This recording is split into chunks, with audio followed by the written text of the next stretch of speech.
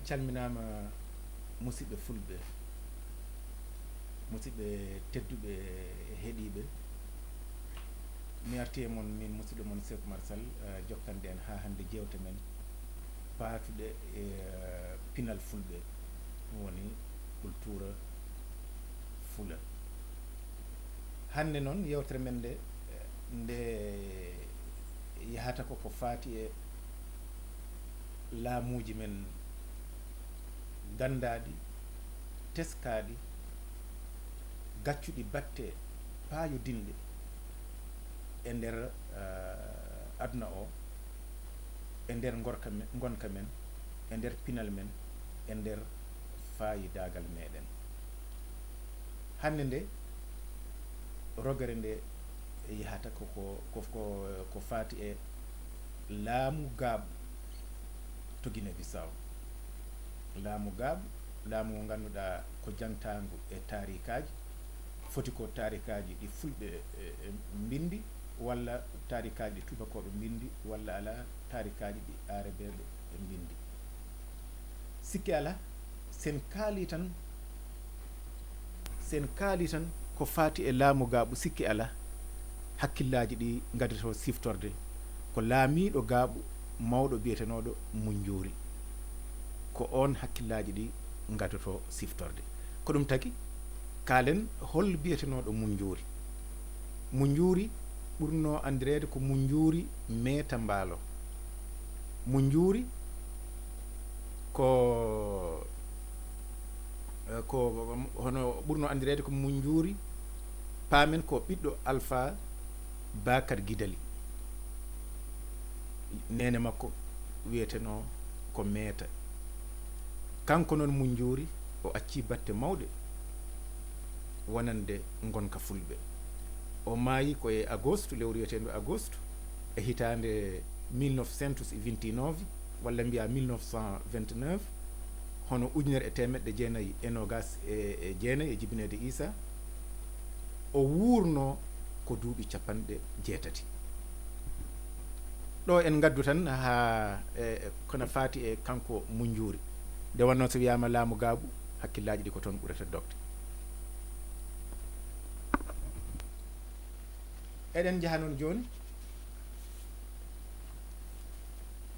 eɗen naata noon joni e rogere nde.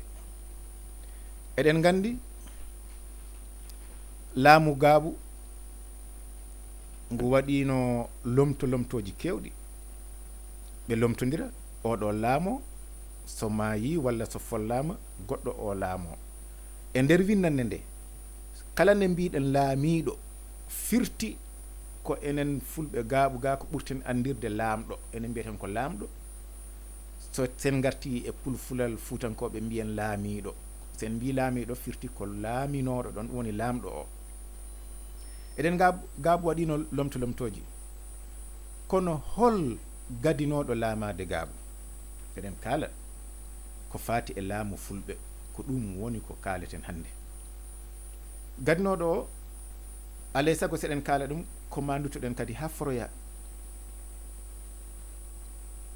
foroya toon mbaweten andude hol gadinoɗo laamade gaaɓu. jehen ha e Alpha Bakar Gidali. on Alpha Bakar Gidali caggal o maayi lomtimo biyeteɗo o Alpha Mamadou Paté. on lomtimo he jappere he, ɗum woni on lomtimo e ngunɗon laamu. holngun laamu? hono laamu gaaɓu. o on saaha ɗo o lomtimo ɗo omo laami gaaɓu, paamen omo laamori ɗum kadi leydi wiyeteni ndi Tumanna. laamɗo ɗimmo o on wiyete ko Alpha Mamadou Paté. on nene laamima ɗon. caggal noon o maayi, mbiɗen kanko on Alpha Mamadou Paté caggal o maayi lomtimo ko ɓiɗɗo makko hono Sellu Koyada. Sellu kanum ne laamima gaaɓu, o rutti kadi o laami Tumanna. firti ko Sellu woni laamiɗo tataɓo. on laamiɗo tataɓe bo hono sellu ko yaada mbaalo caggal o lomtima o maayi lomtimo kankone ko ɓiɗɗo baabiraɗo makko biyeteɗo Munjuuri Mbaalo ɓurɗo lollude e laamiɓe Gaaɓu. On lomtimo e jappere nde, o lomtimo o laami Gaaɓu, kankone o laami Tumanna. Hol garowo nayaɓo laamiɓe Gaaɓu ari ɗon Munjuuri Meta mo mbiɗen lomtiɗo o. Caggal nden o laamima, Gaaɓu dañi caɗele no feewi ko addi ha leydi Gaaɓu fecca, ndi fecci. Dañi toon Tumanna less,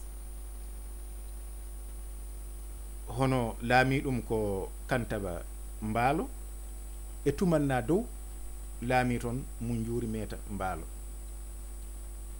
Ɗeɗo caɗele ɗe ndumima e nder Gaaɓu. Ɗum yaari noon caɗele kewɗe ngari hen, hono laamiɗo Munjuuri laamima fodde hitande wotere,